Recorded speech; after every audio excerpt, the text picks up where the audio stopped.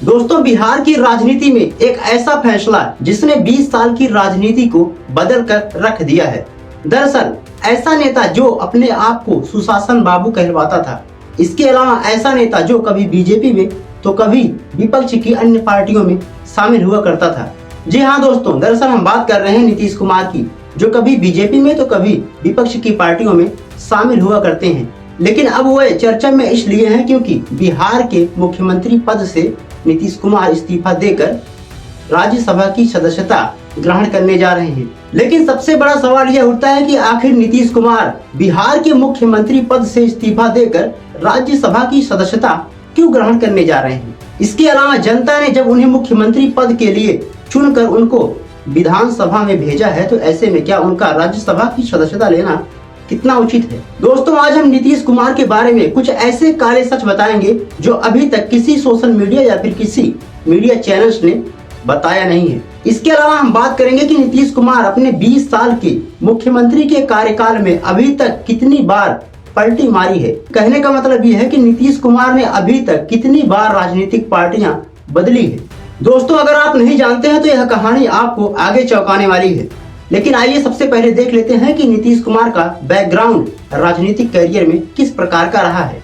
दोस्तों, जैसा कि 1970 के दशक में इंदिरा गांधी की सरकार ने पूरे देश में आपातकाल यानी कि इमरजेंसी लागू कर दिया था। जैसा कि संविधान के अनुच्छेद 352 प्रधानमंत्री को यह अधिकार देता है कि किसी भी एक क्षेत्र में या फिर पूरे भारत में राष्ट्रीय आपातकाल लागू किया जा सकता है।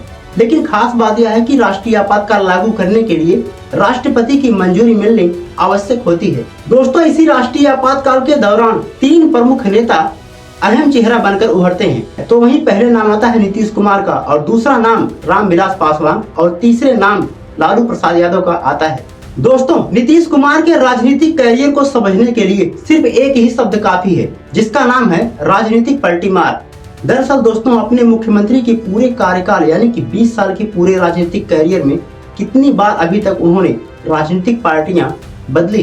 दोस्तों, जैसा कि 2013 में जब नरेंद्र मोदी प्रधानमंत्री के उम्मीदवार के रूप में चुने जा रहे थे, तो उस समय नीतीश कुमार ने अपना गठबंधन वापस ले लिया था।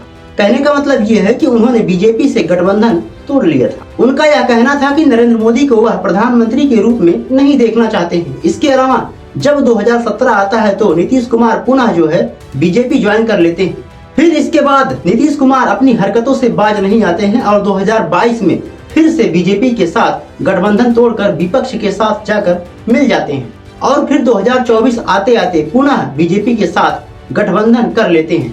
ऐसे में आप समझ सकते हैं कि राजनीति में कोई अस्थायी दोस्त या फिर दुश्मन नहीं होता है। बहरहाल दोस्तों, आइए बात करते हैं कि जब नीतीश कुमार ने मुख्यमंत्री पद से इस्तीफा देकर राज्यसभा की सदस्यता लेने की बात सोची, तो यूजर्स ने क्या क्या सोशल मीडिया पर कमेंट्स किए हैं, वह काफी ज्यादा मजेदार हैं। आइए एक एक करके जानते हैं। दोस्तों, एक यूजर लिखता है कि भारत में मौसम और बिहार में गठबंधन का कोई भरोसा नहीं है कि कब बदल जाए। इसके अलावा दूसरा यूजर यह लिखता है कि गूगल मैप खुद कंफ्यूज है कि आखिर नीतीश कुमार को किस दिशा में जाना है।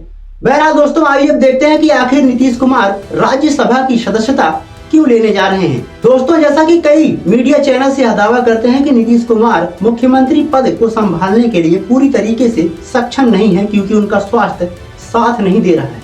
इसके अलावा आरोप यह भी लगाया जा रहा है कि बीजेपी अपने खुद के नेता को बिहार के सीएम के रूप में देखना चाहती है, जिसकी वजह से नीतीश कुमार पर दबाव बनाया गया और उन्हें राज्यसभा की सदस्यता लेने के लिए कहा गया। बहरहाल आइए समझते हैं कि नीतीश कुमार के इस कदम को लेकर बिहार की जनता में क्या प्रतिक्रिया आई है। दोस्तों, कुछ लोगों का कहना है कि बिहार में महिला शिक्षा और महिला आरक्षण पर जोर दिया गया है, लेकिन सच्चाई यह है कि बिहार की जीडीपी ग्रोथ अभी भी गिरी हुई है। इसके अलावा बिहार में बेरोजगारी का स्तर अभी भी चरम पर है, जिसकी वजह से आने वाले हर सालों में लाखों की संख्या में अनेक राज्यों में पलायन देखा जाता है। इसके अलावा कुछ लोग यह भी कह रहे हैं कि बिहार की राजनीति को संभालने के लिए जेडीयू एक नए नेता को लेकर आ रही है, और उस नेता का नाम है निशांत कुमार। दोस्तों, निशांत कुमार नीतीश कुमार के बेटे हैं, और ऐसा कहा जा रहा है कि इनके बाद राजनीति में उनके बेटे सक्रिय हो जाएंगे। लेकिन सवाल यह है कि क्या बिहार की राजनीति में नीतीश कुमार के बिना जेडीयू कब तक टिक पाएगी। बहरहाल दोस्तों, एक सवाल आपसे है कि आपको क्या लगता है कि आखिर नीतीश कुमार राज्यसभा की सदस्यता मुख्यमंत्री पद को छोड़कर क्यों लेने जा रहे हैं। कमेंट बॉक्स में अपनी राय जरूर दें। मिलते हैं अगली वीडियो में, तब तक के लिए जय हिंद जय भारत।